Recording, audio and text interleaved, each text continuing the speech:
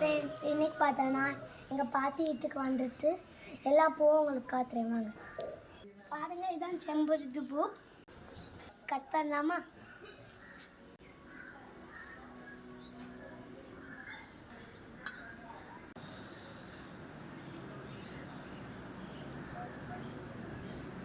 எல்லாருக்கும் பிடிச்சது ரோஸ் பூ. வாங்க கட் பண்ணலாம்.